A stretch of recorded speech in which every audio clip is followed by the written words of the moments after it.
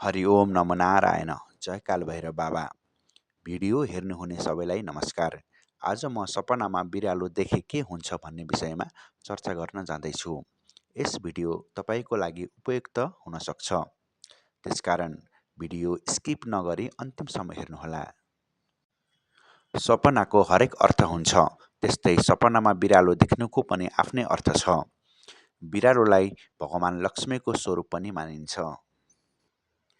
यदि सपनामा बिरालो मारेको देख्नुभयो भने तपाईँको शत्रु नाश हुने सङ्केत गर्दछ।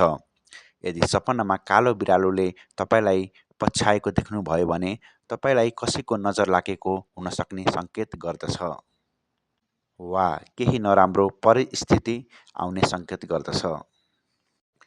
यदि सपनामा बिरालोले टोक्यो वा झम्ट्यो भने तपाईँको व्यापार वा बिजनेसमा हानि हुने सङ्केत गर्दछ। यदि सपनामा बिरालोले मुसा वा अन्य चरा समातेको देख्नु वा शिकार गरेको देख्नुभयो भने तपाईँले आफ्नो विरोधीमाथि विजय हासिल गर्नुहुने सङ्केत गर्दछ।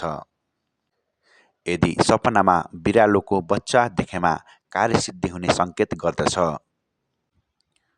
सपनामा बिरालो रिसाएको देखेमा महिला वर्गसँग झगडा हुने सङ्केत गर्दछ। यदि भाले बिरालो र पोथी बिरालो झगडा गरेको देखेमा तपाईँको प्रेम जीवन वा दाम्पत्य जीवनमा मनमुटाव हुने सङ्केत गर्दछ।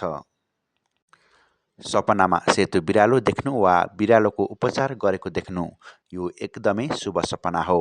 यस्तो सपना देख्नाले जीवनमा चलिरहेका विवादको जित हुने सङ्केत गर्दछ। भिडियो अन्तिमसम्म हेर्नुभएकोमा तपाईँहरूलाई धेरै धेरै धन्यवाद। हाम्रो यस कार्यक्रम कस्तो लागिरहेको छ?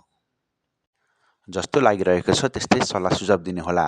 यदि यस्तै भिडियोहरू आगामी दिनमा हेर्न चाहनुहुन्छ भने हाम्रो युट्युब च्यानललाई सब्सक्राइब पनि गरिदिनुहोला।